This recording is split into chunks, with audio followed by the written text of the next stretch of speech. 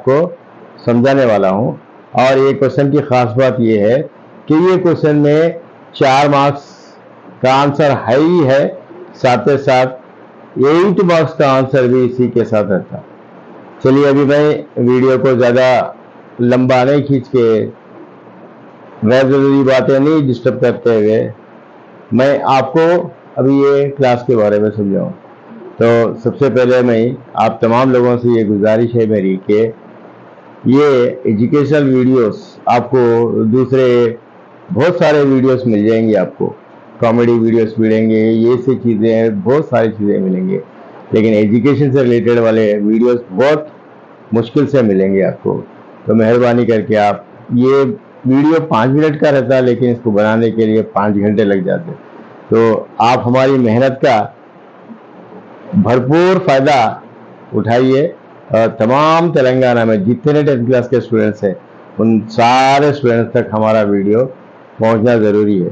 और ये क्लास सुनने से पहले मेरे वीडियो को लाइक, शेयर और सब्सक्राइब कर लीजिए ताकि हमको और खुशी हो कि एक कुछ और नए वीडियोस के साथ आपके सामने हाजिर होने का मौका दे। चलिए क्लास की शुरुआत कर लेते हैं। अब यहाँ पर आपके एग्जामिनेशन में ये क्वेश्चन है, పొడుపు కథల గురించి రాయండి बोलकर। పొడుపు కథల గురించి, పొడుపు కథలు का मतलब होता है रिडल्स, रिडल्स के बारे में लिखिए बोल के बोल रहा। अब ये यहाँ पर ये लेसन मेरे हिसाब में उतना इम्पोर्टेंट नहीं है, लेकिन अभी कंटिन्यूअस कॉम्प्रिहेंसिव एवेल्यूशन के हिसाब से हमको ये इम्पोर्टेंट है, ये क्वेश्चन ये इम्पोर्टेंट नहीं है क्वेश्चन हम नहीं बोल सकते। तो हर वो क्वेश्चन आंसर जितने भी फर्स्ट लेसन से स्टार्ट करके 8th लेसन तक जितने भी हमारे पास जो क्वेश्चन आंसर्स है उन सारे क्वेश्चन आंसर्स को पूरा हमको याद करना कंपलसरी है।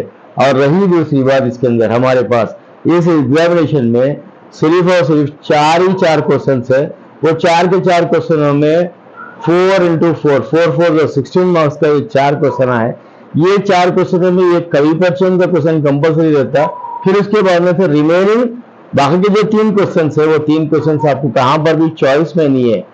तो वो 3 4 12 मार्क्स आपको क्रैक करने के लिए इतने सारे क्वेश्चन आंसर्स याद करना है। मैं आपको बता दूं, आपके 10th क्लास का ये जो एग्जामिनेशन में ये 4 into 4 जो 16 मार्क्स को ग्रैब करना ही बड़ा मुश्किल का काम है। बाकी सब आसानी के साथ, यानी 80 मार्क्स के पेपर पर 60 मार्क्स तो आसानी से क्रैक कर सकते हैं, लेकिन ये 20 मार्क्स के लिए इतनी मेहनत करना है। देखिए, तो मैं चलिए मैं आपको ये इंफॉर्मेशन आपके सामने पेश करते हुए मैं आपको यहाँ पर बता रहा हूँ जब ये 4 मार्क्स का क्वेश्चन को हम ये समझने की कोशिश करेंगे। अभी పొడుపు కథల గురించి రాయండి। పొడుపు కథలలో నిగూఢమైన అర్థాలు కలిగి ఉండి నిగూఢమైన, इसका एक मीनिंग बनता है रहस्यम, इसका मतलब होता है सीक्रेट। అర్థాలు కలిగి ఉండి, అర్థాలు का मतलब मीनिंग ఆలోచనాత్మకంగా ఉంటూ జ్ఞానోదయాన్ని కలిగిస్తాయి। ఆలోచనాత్మకంగా ఉంటూ सोचने पे मजबूर करते हुए ज्ञानोदयाన్ని కలిగిస్తాయి। अब ये ज्ञानोदय यहाँ पर आपका ज्ञानोदय का मतलब होता है नॉलेज। अब यहाँ पर मैं आपको बताता हूँ, यहाँ पर ये नॉलेज को आपके एग्जामिनेशन में स्प्लिट करो, ऐड करो, కలిపి రాయండి, విడదీసి రాయండి, टॉपिक पे दिया था। कैसा करना है इसको, ऐसा करना है। यहाँ पर ज्ञाना प्लस उदयम, इसको स्प्लिट करने के लिए ज्ञाना प्लस उदयम ज्ञानोदय बोलिए, इस तरीके से। अभी मैं आपको क्या बोलता है, निगूढ़మైన, निगूढ़మైన यहाँ पर रहस्य, ये सीक्रेट आपका ये मीनिंग बन गया।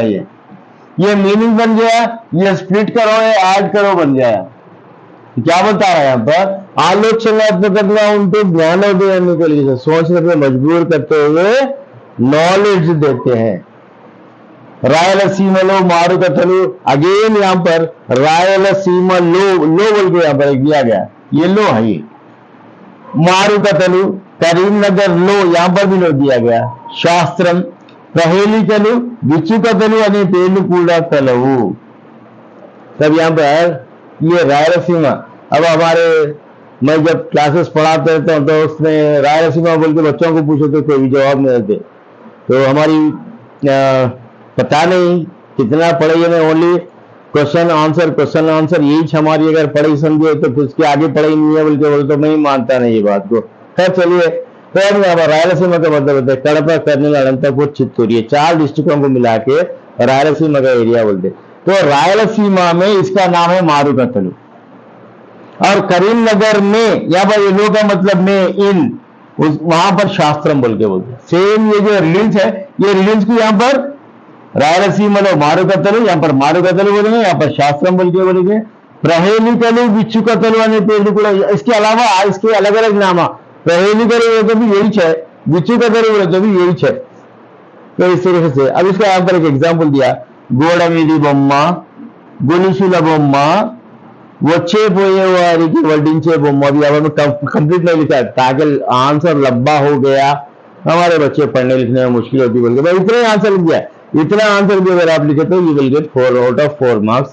कहां पर भी कोई कट नहीं है। सर तो यहाँ पर गोड़मीदी बोम्मा, गोलिशुला बोम्मा అంటే తేలు అని अर्थम उसकी, ये तेलु का मतलब होता है स्कॉर्पियन। अभी हमारे पास अभी ये जो जब मैं ये स्कॉर्पियन के बारे में बताऊं, ये डॉल के बारे में बताऊं, बोमा का मतलब डाल हो गया, ये घोड़ा का मतलब बॉल हो गया। अब ये सारी चीजों को अगर मैं भाषा भगारी में कन्वर्ट कर दिया, 500 स्पीच में कन्वर्ट कर दिया, तो ये सारी चीजें नामवाचकम से रिलेटेड वाले वर्ड्स में आपको यहां पर फाइंड आउट कर ले सकते। तो इस तरीके से अब ये जो क्वेश्चन है, ये क्वेश्चन आपका 4 मार्क्स का क्वेश्चन है ये, और ये 4 मार्क्स का क्वेश्चन है। अब ये 4 मार्क्स का क्वेश्चन कभी कभार क्या होता है बोल के बोले तो ये 4 मार्क्स का क्वेश्चन 8 मार्क्स में कैसा कन्वर्ट हो जाता, 8 मार्क्स में कन्वर्ट हो जाता। अब यहां पर 8 मार्क्स का क्वेश्चन कैसा कन्वर्ट करता, यहां पर अभी जो पुरुषों का तरह गुరించి राయండి, वो बोलते हुए क्या करता उन्हें क्वेश्चन कैसा करता बोल के बोलते मैं आपको बता रहा हूं। यहां पर प्रहेलिकलु,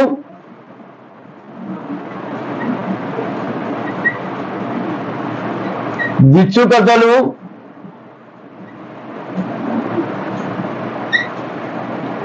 అంటే ఏమిటి,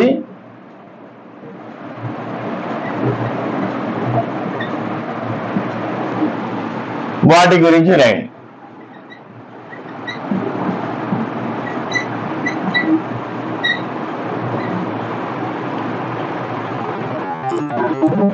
ऐसा क्वेश्चन अगर दे दिया तो आपका 8 मार्क्स का आंसर बन जाता। तब अब 8 मार्क्स के आंसर के लिए क्या करना है बोल के बोलते हो, कल जो वीडियो मैंने बताया था वो वीडियो का जो आंसर है यक्ष प्रश्न అంటే ఏమిటి बोल के उसका आंसर है। फिर उसके बाद में अब यहां पर अब जो बताया सही आंसर, 2 आंसर्स मिला के अगर आप लिखेंगे तो आपका 8 मार्क्स का आंसर बन जाता। तो 8 मार्क्स के आंसर के साथ साथ मैं आपको यहां पर एक मीनिंग बता रहा हूं, यहां पर एक स्प्लिट करना ऐड करने का तरीका बता रहा हूं। ये लो और इन, ये जो 2 वर्ड्स आपको यहां पर दिखाई दे रहे, ये लो और ये लो का मतलब हो गया इन, ये आपको विभक्ति प्रत्यय बोलो बताता है इसका, यानी विभक्ति माने प्रीपोजिशंस। अब ये प्रीपोजिशन को सा आपका ऑब्जेक्टिव पार्ट में 7th बिट का रह जाएगा। 7th बिट में ये लो, मैं नेक्स्ट आते आते क्लास में ये सारी चीजें एक के बाद में समझाते जाऊंगा मैं। तो अब यहां पर अभी मैं इसको मैं और एलाबोरेट करके बता सकता था। एक दीवार पे एक, अभी ये जो स्कॉर्पियन, ये जो बिच्छू कैसा बैठा हुआ, दिखने में कैसा दिखता।